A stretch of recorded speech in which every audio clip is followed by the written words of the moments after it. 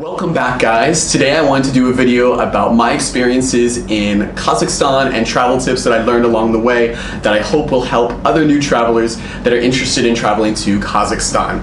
Alright guys, let's get into it. So Kazakhstan is not a very well-traveled country, I would say, in Asia when you look at countries like Thailand, Vietnam, Malaysia, Cambodia.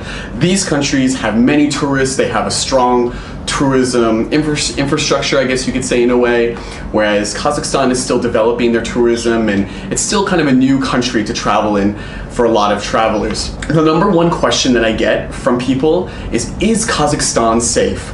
I can tell you guys, after traveling alone in Kazakhstan for 3.5 weeks, Kazakhstan is a very safe country to travel to. I traveled to rural areas, I traveled to the big cities such as Astana and Almaty, Burabay. Never had any problems. There are a lot of police, though the police never gave me any issues. They were actually really friendly and would come up to me and ask me questions about who I am, where am I from, and they wanted to take pictures with me. So don't be intimidated if you see the police. They are pretty friendly, and overall I had no issues. I was out late at night sometimes, never once felt uncomfortable. I used common sense though. I'm not gonna walk down a dark alley. That makes me feel uncomfortable in my home country.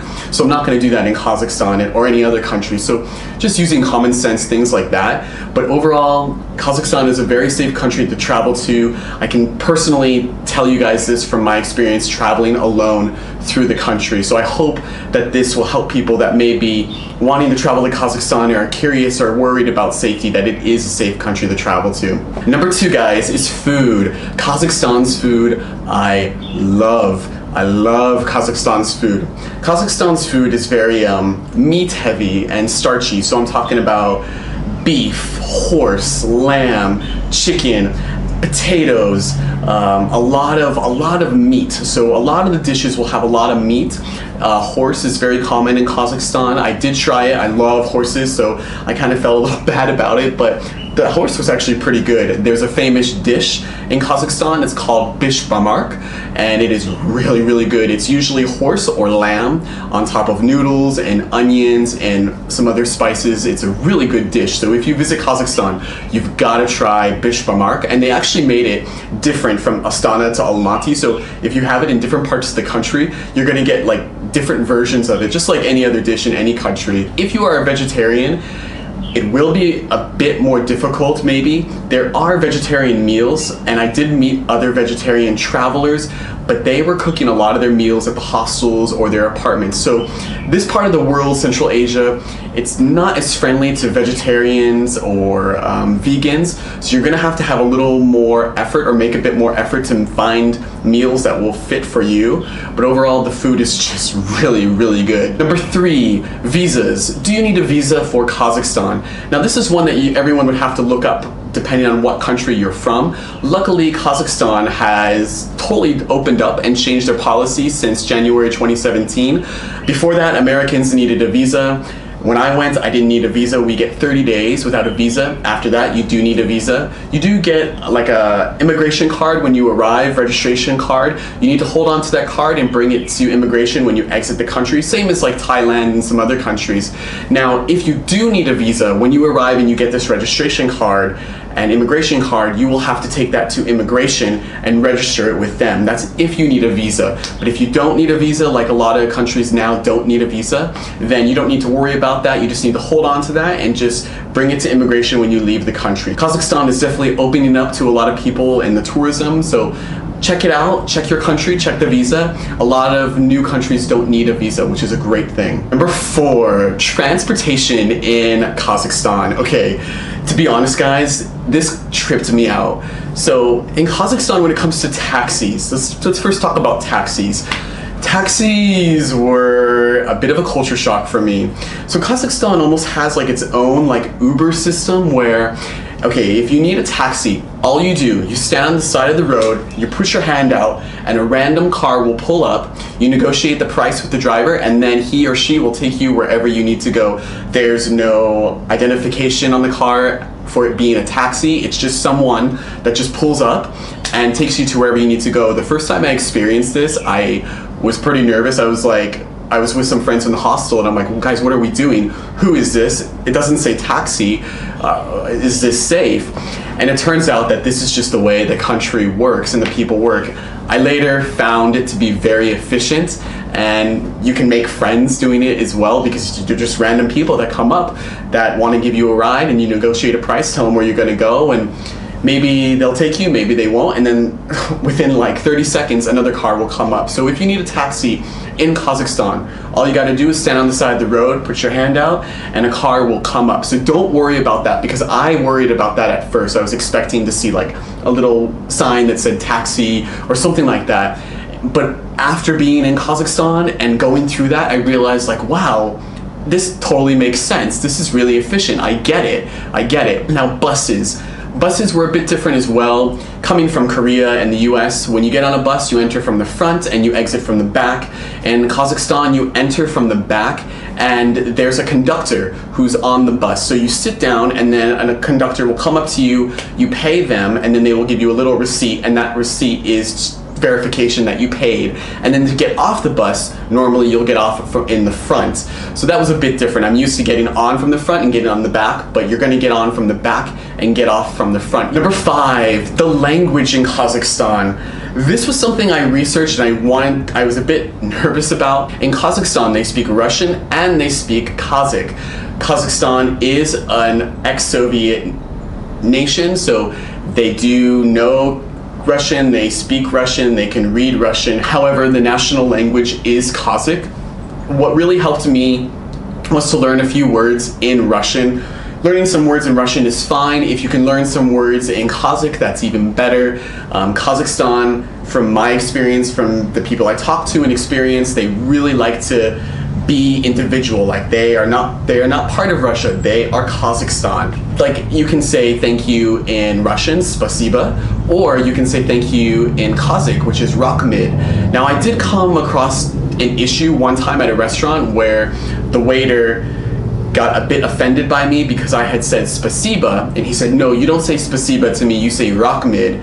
And I was like, oh, okay. And I'm like, I'm sorry, rakhmid. But then I saw other people, Russians, saying spasiba to him, and he didn't correct them. So I don't know if that was because I'm a foreigner and he knew I wasn't Russian and wanted me to say rakhmid. So after that, I was like, I'm just gonna say rakhmid the rest of my time in Kazakhstan. But I think if you say spasiba too, it could be okay. Be aware of that some people might be a bit sensitive, and so it's maybe better to stick with Kazakh. But other things, like if you need to know like the words in Russian or Kazakh about the bathroom or anything else, if you say it in Russian, you'll be just fine. You can still get through the country just fine. A lot of people do speak English after traveling Uzbekistan, Kyrgyzstan, Russia, and Kazakhstan. I found Kazakhstan to have a lot more English speakers than a lot of the other neighboring countries. So if you don't know any Russian or Kazakh, don't worry, you can still get through. One major tip is download Google Translate and download Russian so then you can use it without having internet access. This was a lifesaver in the future when I was in Russia and other future countries. But that is really helpful through any of these countries. Knowing some Russian or having a Russian app will get you a long way. Number 6, don't assume in Kazakhstan. Kazakhstan has so many nationalities. I read it has about 120 nationalities. So you'll see some people that they look Korean or they look Mongolian or they look Russian, but they are Kazakh. So Kazakhstan has a lot of different nationalities. They have really interesting looking people, I thought, in Kazakhstan, because you would have like mixes of like Korean, Mongolian, and Russian together, and I thought that was really cool and really exotic too, to see so many different mixes of people there. But don't assume that just because someone looks white, that they are white, that they may have some Russian origin, but they are born and they were born in and they are Kazakh national. So just be aware that Kazakhstan has a lot of different nationalities, and it's a pretty mixed country as far as nationalities and ethnicities go. Number 7, gas water and non-gas water. So in Central Asia as a whole, they love their gas water. I I'm not a gas water person. You could say carbonated water. That's a very popular thing there. I wasn't aware of that when I first went to Kazakhstan, so I would go to like a convenience store, get a water, and then I drink it, and I'm like, oh, this is not the normal water. This is gas water or carbonated water. So just be aware of that if you're not into carbonated water, to ask like, I want still water, I don't want the gas water. But if you want gas water, if you're into that, you will be in heaven because it is everywhere. Number 8 is money and credit cards. One issue I had with Kazakhstan were my credit cards. Not credit cards in the country, but I was trying to book train tickets online. None of the companies were accepting my credit cards. I had the same problem with Russia. I was told that it's my banks. It was not my banks. I checked with my banks. The charges weren't even going through. The websites kept blocking my cards. So just be aware of this, that some Western countries like America, your cards are just not going to be accepted online through some of their websites, and I tried so hard to get train tickets and it just wasn't happening. So I ended up getting train tickets in person. It was no problem at all. The train stations are pretty well developed as far as, you know, train tickets and purchasing train tickets. You'll find people there that speak English, so you won't have a problem. They even have an automated system there too that you can kind of punch in and book a ticket as well. So don't worry if your credit cards are not working and you need to buy a ticket. You can buy it there once you arrive in Kazakhstan. And number 9, guys, the people in Kazakhstan. The people in Kazakhstan were really enjoyable to me. They were friendly, they were kind, and they made an effort that they realized that I was an American that had never been to Kazakhstan, and I had so many people that would help me along the way, that were open to trying to communicate with me, that didn't speak English, and it just felt so good.